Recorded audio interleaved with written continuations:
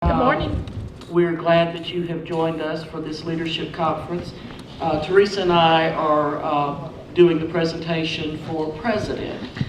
But in preparing for this, I also pulled together some information just generally regarding leadership.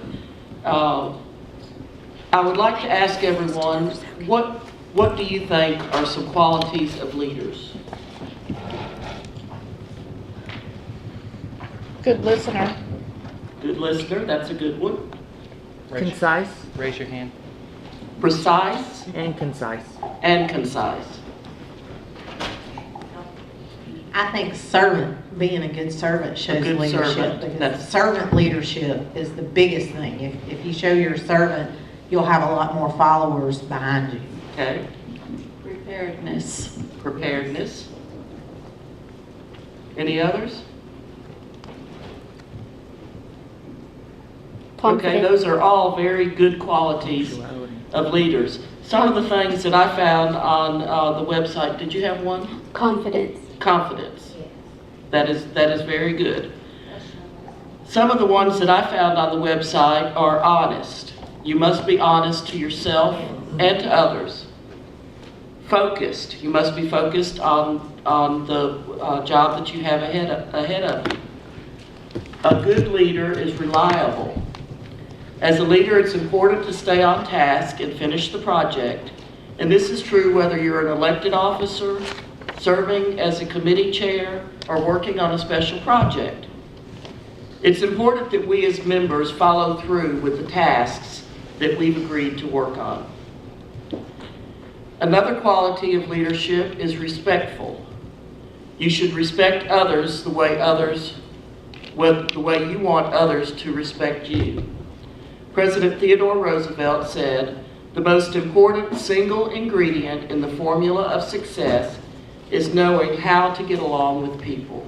So a good leader needs to know how to get along with people. A good leader is patient. A good leader is going to remember that members have different levels of knowledge about the association and its mission, and it's important as a leader that we be patient as others are learning.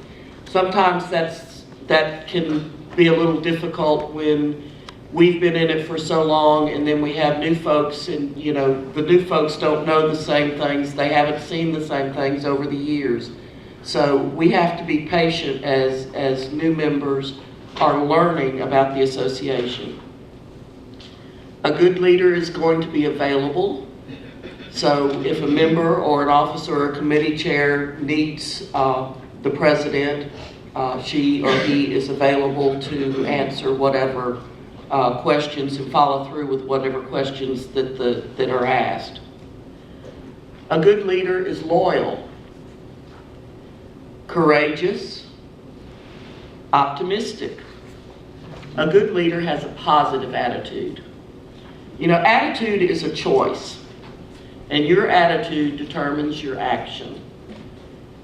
People are often going to mirror your attitude. So if you have a bad attitude, then your members are going to have a bad attitude. And maintaining a good attitude is much easier than regaining it. Jennifer had mentioned service. A good leader serves. Arthur Eugene Habecker wrote, "A true leader serves people, serves their best interests, and in doing so will not always be popular and may not always impress. But because true leaders are motivated by loving concern rather than a desire for personal glory, they are willing to pay the price." As president of your association, whether the state or local, it is your responsibility to moderate the regular meetings of the association. And I just want to say, as I'm going through any of this presentation, if you have a question or a comment, please just let us know. This should be an interactive session, so we want you to get out of it as much as you can. So if you have a question, be sure and let us know what that is so we can address those. Can we have a show of hands? How many local chapter presidents are in attendance? Thank you. I just mentioned that the president moderates the meetings of the association. In reviewing material to get ready for this presentation, I ran across a website that gave some information about what you can do if you want to have a bad meeting. First off, and I broke this cardinal rule this morning, don't start on time. Starting on time would be rude to those who are late. It helps everyone feel more comfortable about being late for the next meeting. And starting late will assure that you'll start your meeting late every time. So one of the things that you can do if you want to have a bad meeting is to start late. Another point that they made was never have an agenda, because agendas create structure that can stifle the tangents. Leaders should do most of the talking, because leaders know it all. And it makes the most sense that they do all the talking. And only those with good ideas should provide them. Anyone who submits a stupid idea should be laughed at, mocked, and generally spit upon. You might notice in your handout, a lot of this information is in the handout that we gave you, and there is an error. I was not very concise or precise in what I did when I prepared this. It says, under that particular point, it says generally spit up, but that's really not spit up, it's spit upon. So a good leader needs to stay away from those things that contribute to bad meetings. In other words, start your meetings on time, because when you start your meetings late, you send a signal to the other members that their time is not as valuable as your time, or as valuable as the ones who are coming in late.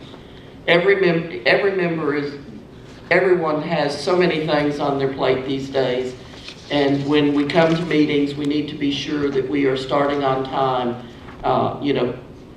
so that we can get through with the business and people can get on with the other things that they have to do. You need to prepare an agenda, and you want to stick with it to avoid wasting time of members who are attending. As the president of the meeting, you are the meeting moderator. And while you don't want anyone to take over, it is important that members have an opportunity to voice their opinions.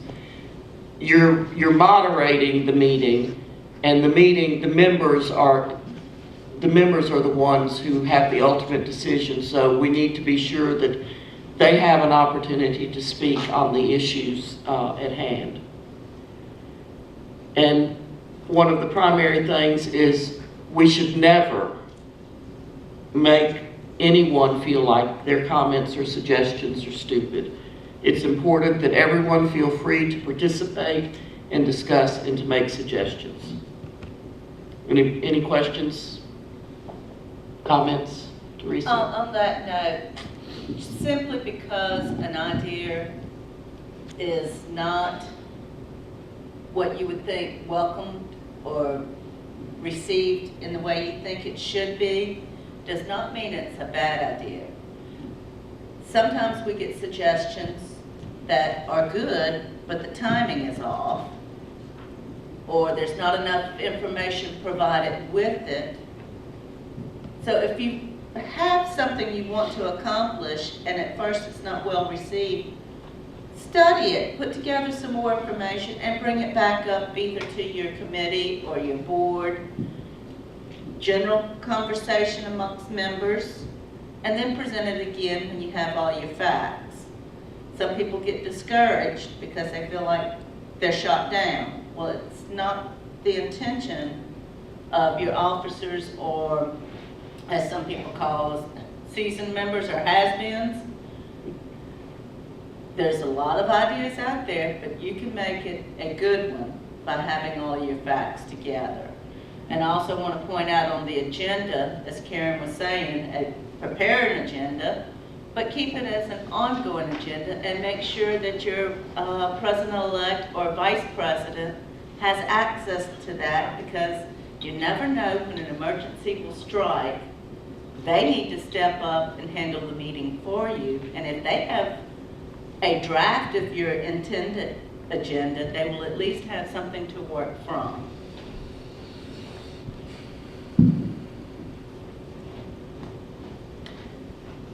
Jennifer One has a thing as far question. as ideas too, I'm bad about this. I'm just gonna have to admit it. Jennifer says she's bad, but she's really not bad. Yes, I can be. Is that sometimes we get ideas and it's an idea that maybe we've tried before and it failed. So we say, well, that's not gonna work. And maybe it was just one little thing needed to be tweaked and whatever the idea was to actually make it work. Or maybe, like you said, maybe it wasn't the right time for that idea, but maybe now is. So I think sometimes we have to be open to even old ideas just to see if maybe they will go somewhere. Because a lot of times, I mean, I've been in groups that you just shoot it down, or it's been shot down, but, well, this isn't good, you know, it didn't work the last time. Okay, well, it didn't work the last time, it doesn't mean it won't work this time. Circumstances can change, That's so that's an important thing for us to remember, both as leaders and also as members. And in that vein, I think part of that is what's important for the board to ask that committee, or all committees, to write a report at the end of the year. I want you to tell me what you did, what worked, what didn't work, and why you think that happened. And then that can be passed on to the future committees and chairs and board, so that they'll know, well, okay, it didn't work last year, but this committee has decided it didn't work because we failed to publicize it enough. And so that's gonna help going forward to overcome the hurdles that made it not so successful. Thank you, Stephanie, that's a good point. Anything else before we move on? An effective leader knows how to communicate. And, you know, there are a lot of ways for communication. Things have changed an awful lot since I joined this association in 1986. You know, back in the day, you know, everything was, you know, you either picked up the phone and called somebody, or you wrote a letter. Everything was distributed on paper. But communication is very important, and it has changed over the years, and we all need to make our best efforts to be sure that what we're trying to communicate is clear and, as Chris had said, concise. In communicating, you're going to need to simplify your message. And remember, it's as much about the way you say it as it is what you are saying. So people perceive, especially in written communications, they're not hearing, in a written communication, they're not hearing the inflections. So sometimes written communication comes across as blunt, and people can be offended by that. You know, my recommendation is, if you get something and your first initial reaction is, what in the world was that all about? You need to stop and you need to think. You need to take a breath. And if you have a question about it, don't just, you know, type off a hot email, you know, saying, you know, I don't, whatever. You know, you need to maybe pick up the phone and call and ask a question. You know, just because we communicate by email doesn't mean we cannot use telephones. They work. You know, you dial a number, hit a speed dial, mostly hit the speed dial. And, you know, you pick up the phone and you say, what did you mean by? And then as the conversation goes on, it's clearer about what the intent was. You know, just don't get bowed up when you first get an email if it seems like it's, you know, and this is something I have problems with sometimes. I'll read something and I can feel the hair on the back of my neck, you know, kind of standing up, and starts tingling on my head. And, you know, it's like if I stop and think about it, or if I pick the phone up and call and ask for an explanation, explanation of it, then, it's really clear, and what was coming across was not meant to come across in the way that you're reading it when you look at it in black and white. In communicating, you really need to care about your audience. You need to state the truth. And if your goal for communication is action, then you need to be sure that the people who are receiving that communication know that they need to do something. If you need a response to something, if you're sending something for information, tell them this is for your information only. But if you need an action, then you need to let them know that there is some action that they need to take.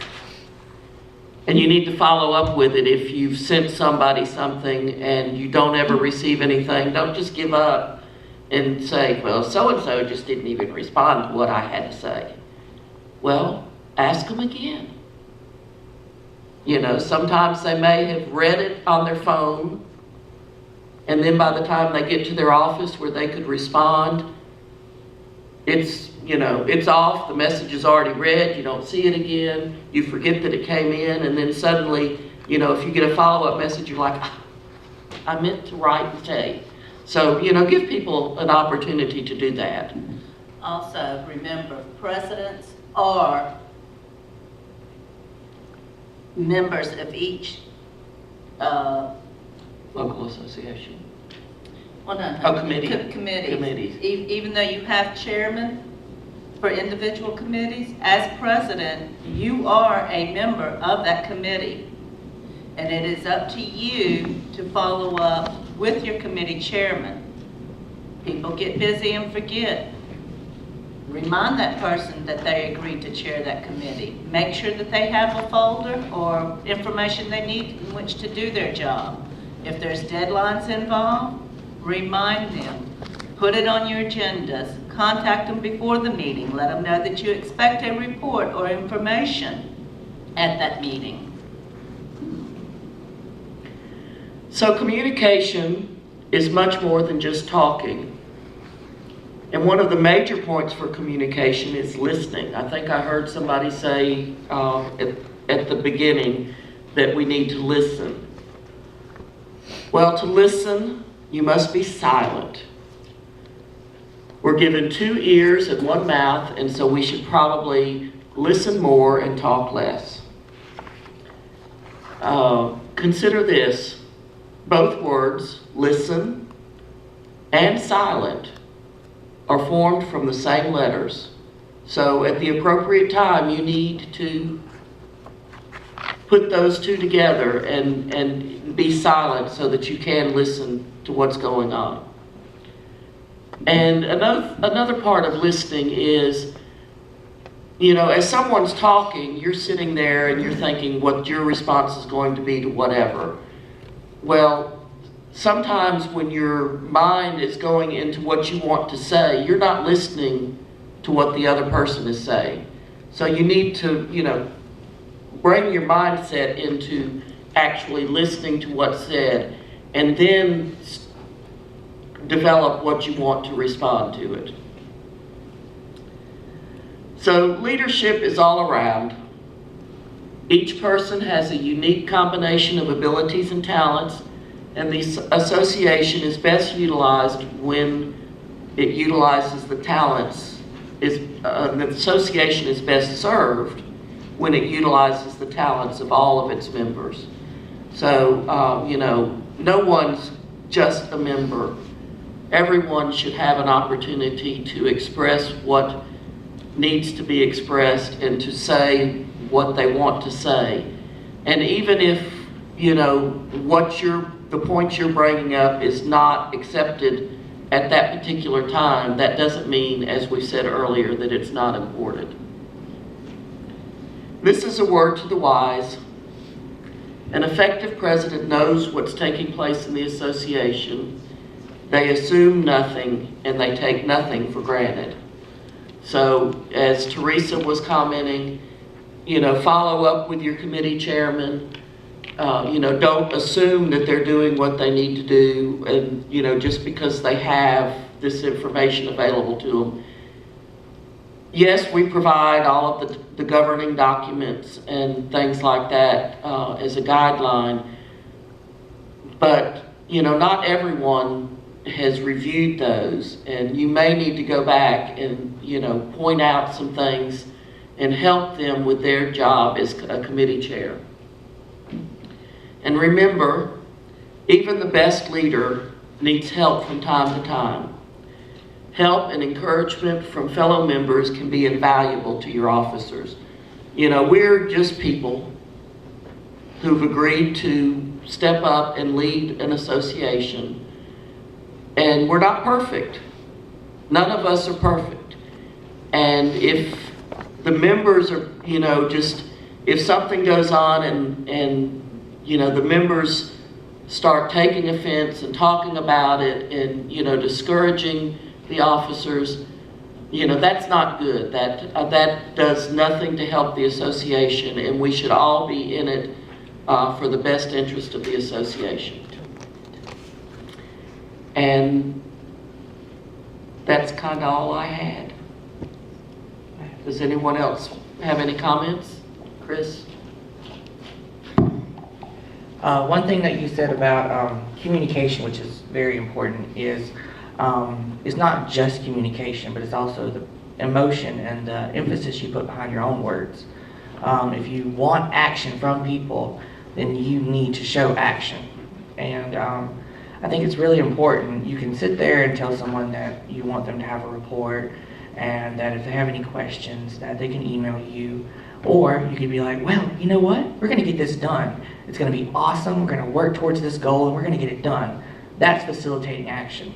The other one just makes you seem like you really don't want to be there.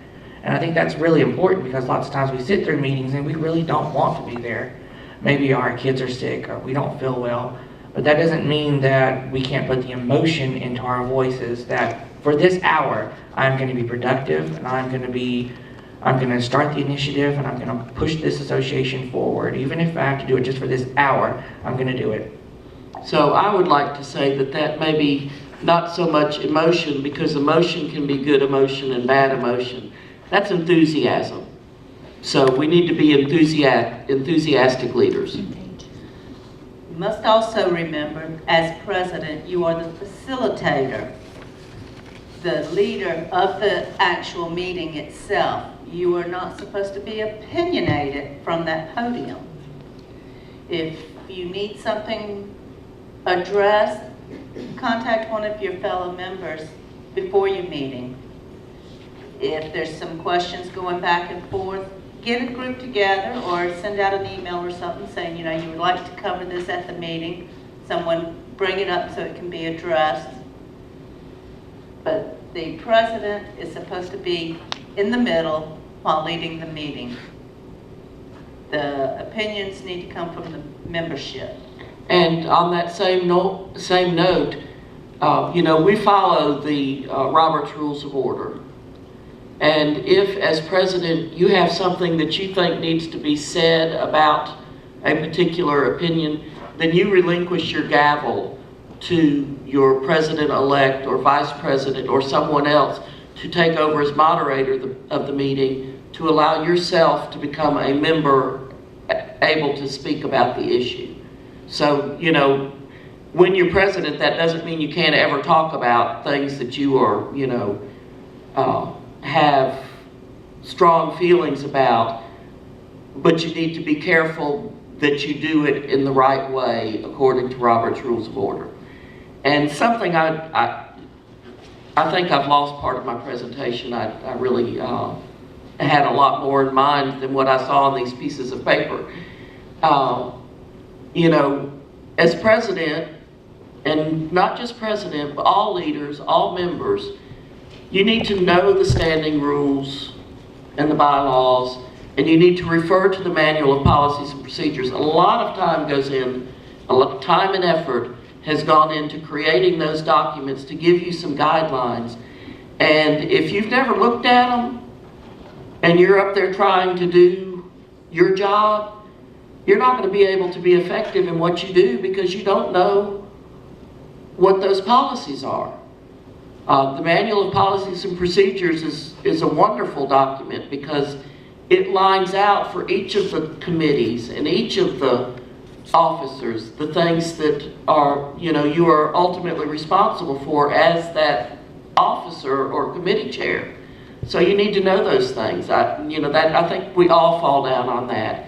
And sometimes even as Theresa called us, the has-beens and the seasoned members, we remember what it was back so-and-so, but we forget that those changes have come in. So it's something we need to review. It needs to be an ongoing basis, before every meeting you need to look at these things and make sure that you're staying in line with what we are supposed to do.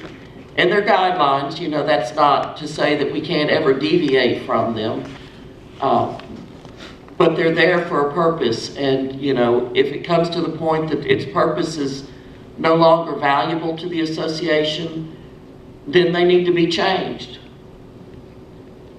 One important thing on communication is ask questions.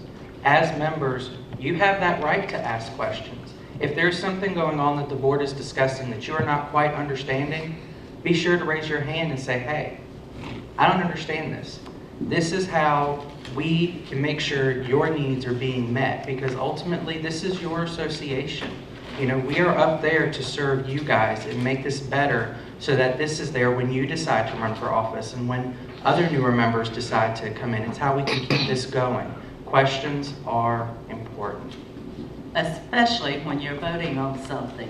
When that president calls for the vote and it's seconded and they say any discussion, that is the time to ask your questions. Don't wait till after it's passed, after you walk out the meeting and say, well, I really wasn't sure about that. I wish we could have had more information, or if I would have known that's what it was, I would have voted against it.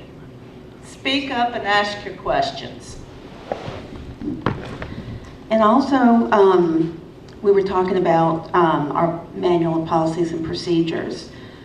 We give our new members a little packet when they come in and they join our association. They get a packet with the bylaws, our manual, everything in there, and with the committees, specifically, if they want to be on any committees, what those Officers repeating offices. It's members that have been there a long time doing the same things again. You get new members or prospective members coming into a meeting, they're not going to speak up right away and ask questions. Have a member sit near someone so that when you are conducting business, instead of stopping the meeting and trying to explain everything, that person can quietly explain what the procedure is that's happening, so that that person will feel more comfortable in bringing up a question. In some of your handouts, we have included some information that was provided by NOWS regarding president. We've also done it for the president-elect session and probably for some other sessions as well. But I know specifically president and president-elect because I worked on those. But in that information, they have bulleted some specific general duties as president, and this is the part of my presentation that somehow got lost somewhere.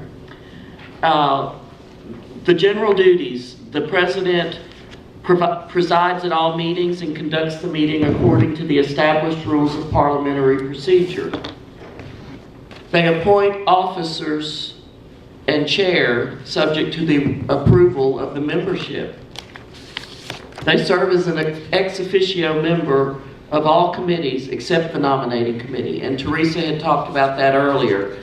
They oversee the work of the other officers and committee chair.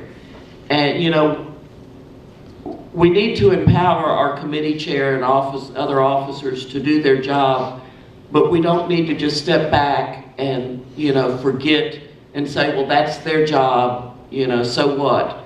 We need to follow through to make sure that what is being done or what should be done by the officers and committee chair is being done. We also talked about remaining neutral, permitting full discussion on matters, making sure that the final determination is by the members. We need to be responsive to complaints and questions and ideas and problems of the members and other officers. The president needs to keep members up to date and informed on programs and events at all levels of NOWS, state level, national level, for the local chapter presidents, the local information. And the local chapters likewise need to keep the state association informed of what they're doing. So, because you may have an idea as a state chapter that could help every other chapter. And if you, are not conveying that to the state association, then, the other chapters may not know anything about it or may not have thought about it. So we need to communicate not just among ourselves, but among the other chapters throughout the state. The NOWS information says submit current office rosters to NOWS Resource Center. On the state level, we actually assign that responsibility to another officer. The secretary, I believe, is the one who does that for the state association. So after elections, then there is a form that can be downloaded or it can be done online, but the appropriate officer needs to do that. But it is still the state president's and the chapter president's responsibility to be sure it's been done. So if you go out to the website and your officers are not listed correctly, if it's still got, last year's officers on it, then you either need to, step up and send it in yourself, or you need to talk to, your secretary or whoever is responsible for submitting that information to keep NOWS informed. NOWS will send information out that specifically relates to specific duties, and they like to have a contact person for who that needs to go to. So, it's important to keep NOWS informed. And there is an IRS Form 990N that is required for nonprofit associations. That is a responsibility of the treasurer, but it's still the president's responsibility to make sure that that goes in. Because if we do not submit that, then we can lose our charitable status. There again, that's the president keeping track of deadlines for all committees or all offices, not just that of the president. Because if your treasurer does not do that, it affects everyone, and you need to remind that person if you have not gotten a copy from them yet. Something else that was brought out in this particular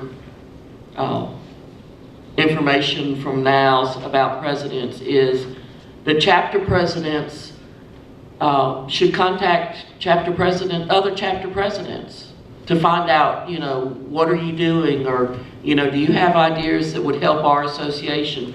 This is especially important if you're in a chapter that may be struggling right now. Maybe your membership is low, or you're not getting, folks wanting to, step up and participate.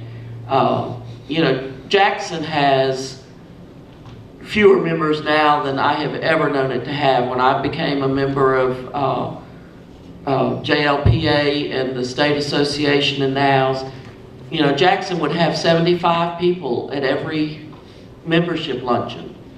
And there were a lot of active members. It's not that way now.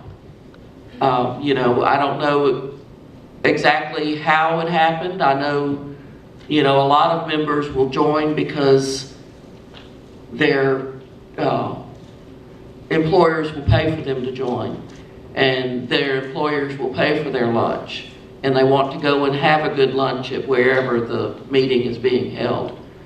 But anyway, you can reach out to other chapters and try to find out what they're doing to help build up enthusiasm and participation in the association. And the same goes for the state president. You can reach out to chapters, other chapters,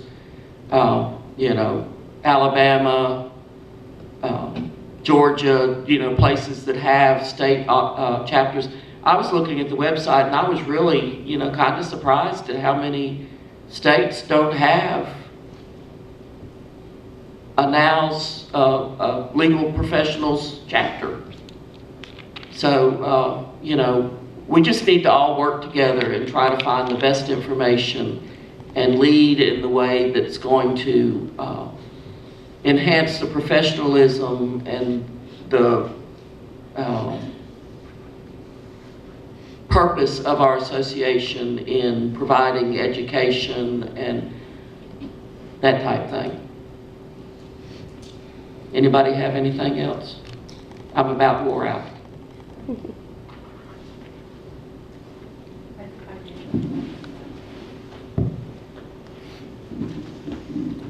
I want to thank everyone for your participation in this dialogue, because if we did it just as us speaking to you, it just would not benefit the membership as well. Now, the participation is wonderful. Thank you, Sherry. Karen, I was on another website. I'm not trying to go off the subject, it's kind of similar, but this website was talking about NALA, and they were saying that NALA was the oldest legal professional, for legal professionals in the United States. And I had to step up and say, no, that's not true. NALA was a part of NALS in the beginning, and none of these people in this group knew anything about NALS, not anything about NALS. And they thought NALS was a break off from NALA in 2004. And I said, oh no. Oh no. We've been around since 1929. So that was really something that I was shocked to know. And this was in Florida. They don't know anything about us. What's interesting is NALA was actually a committee under NOWS, because NOWS was for legal secretaries, and they made NALA as a division of NOWS for legal assistants. So they broke off and did their own thing. So they came from us. Yes,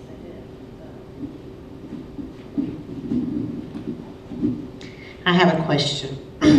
This may sound stupid, but it's okay. There are no stupid There questions. are no stupid questions unless it's not asked. There is. Wait, But- let me interrupt.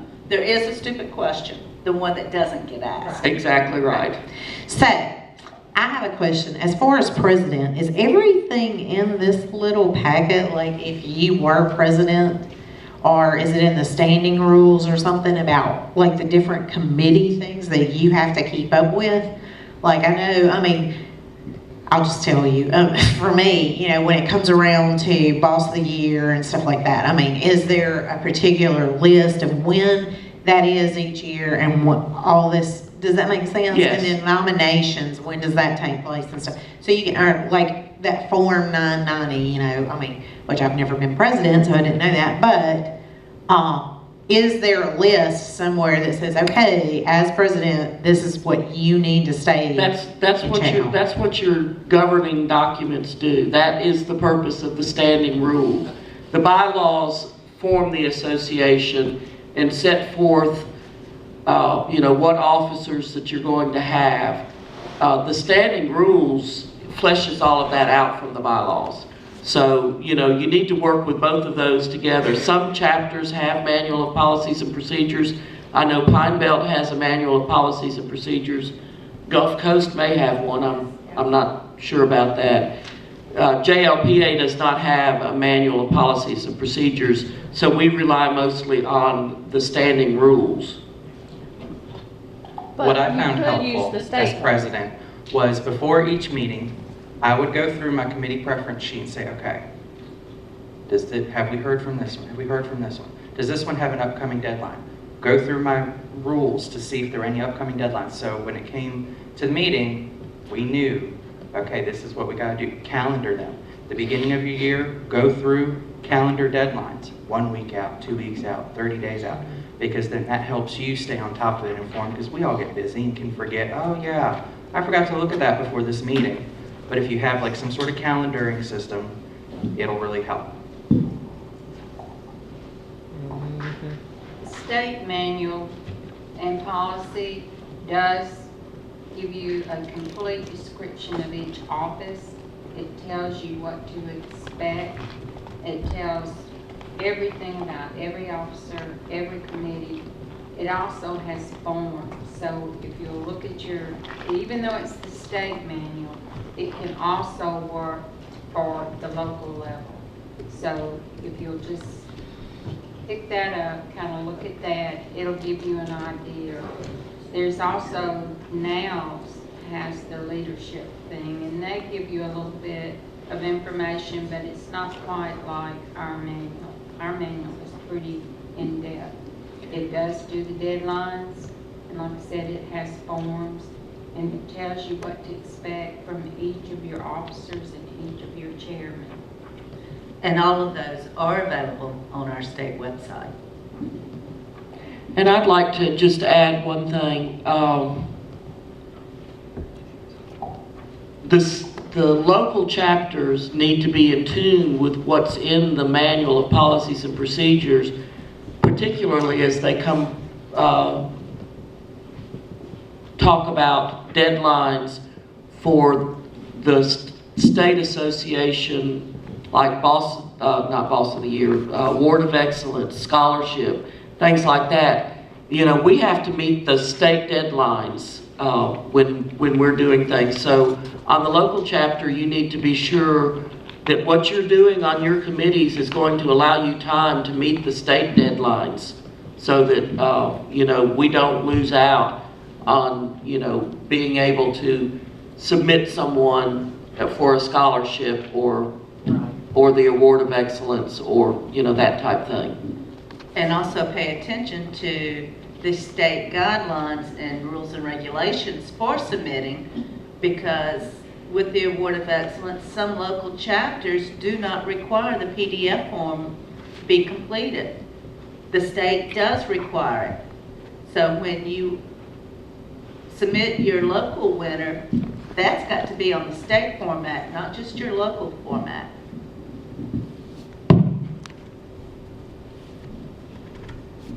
Does anyone have anything else? If not, again, I'd like to thank you for your attention and your participation and your interaction in the dialogue about being a president of the state association and the local associations.